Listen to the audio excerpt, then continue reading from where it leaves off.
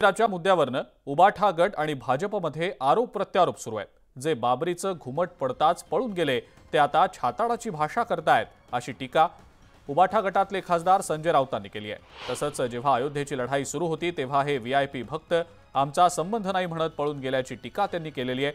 तर आम्ही कारसेवा करून जेलवारी केली। आता टीका करणाऱ्या राऊत आणि उद्धव ठाकरेंनी कारसेवेचा एखादा तरी फोटो दाखवावा असं आव्हान मंत्री गिरीश महाजन यांनी दिलेलं आहे।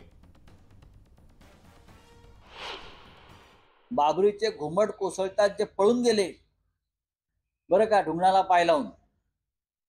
आय रिपीट, बाबरीचे घुमट कोसळतात जे पळून गेले, ज्यांना घाम फुटला आणि जे म्हणू लागले हे आमचं काम नाही, हे आमचं कृत्य नाही, बरं का, आम्हाला माफ करा। तेव्हा बाळासाहेब ठाकरेंनी, तेव्हा तुमची हिंमत कुठे गेली होती?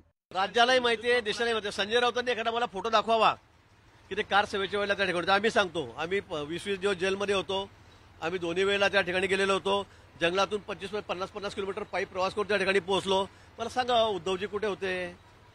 आदित्य त्यावेळेला फार लहान होते। संजय राऊत त्या ठिकाणी केव्हा कुठे गेलेत त्यांनी मला सांगावं की आम्ही राम मंदिराच्या या कार सेवेमध्ये आम्ही कुठेतरी त्या ठिकाणी होतो, हे त्यांनी एकदा दाखवावं, एखादा फोटो दाखवावा।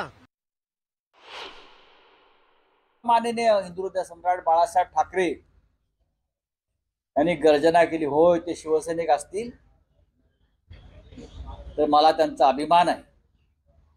बाबरी पाडल्याचं खापर ज्या भारतीय जनता पक्षानं घाबरून डरपोकपणानं शिवसेनेवर फोडलं आणि ती जबाबदारी हिंदुहृदय सम्राट बाळासाहेब ठाकरेंनी घेतली बरं का, तेव्हाच कळलं हिंदुत्वाच्या बाबतीमध्ये व्हीआयपी कोण आणि ढोंगी कोण हे आता यांना कंठ फुटलेले आहे। हे आयत्या पिठाबिळावर नागोबा हे या ठिकाणी येऊन बसलेले आहेत आणि आता हे म्हणता आम्ही होतो।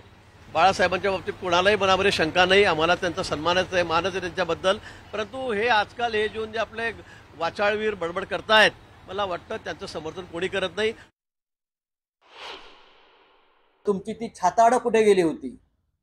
तेव्हा ती किती इंचाची होती आम्हाला माहित नाही, तेव्हाची छाताडं तुमची आता फुगली असतील सत्तेमुळे। सत्तेमुळे आता 56 इंच, 58 इंच, 60 इंच आता झाली असते, पण तेव्हा तुमची छाताडं कुठे होती? आम्हाला शिकवू नका हिंदुत्व, हा सत्तेचा माज आम्हाला दाखवू नका। प्रभू श्रीरामांचा आम्ही भक्त आहोत। आम्ही कोणत्याही स्वार्थाशिवाय हा लढ्यामध्ये शिवसेना उतरली होती। बाळासाहेब ठाकरेंसह संपूर्ण शिवसेना त्यात सहभागी होती। येत्या निवडणुकीमध्ये तुम्हाला दिसेल तुमची परिस्थिती काय होते म्हणून, आणि म्हणून मला असं वाटतं आमची छाती मोडण्यापेक्षा तुम्ही तुमचा आता घेर मोजा, तुमचं मोजमाप घ्या आणि येणाऱ्या निवडणुकीमध्ये आपण आता काय दिवे लावतायत ते दाखवा। उपमुख्यमंत्री देवेंद्र फडणवीस यांच्या नावापुढे डॉक्टर अशी उपाधी आता लागणार आहे। जपानमधील कोयासान विद्यापीठाकडनं उपमुख्यमंत्री देवेंद्र फडणवीसांना मानद डॉक्टरेट दिली जाणार आहे। मात्र उपमुख्यमंत्री फडणवीसांना डॉक्टरेट देण्यापूर्वीच राजकारण सुरू झालंय।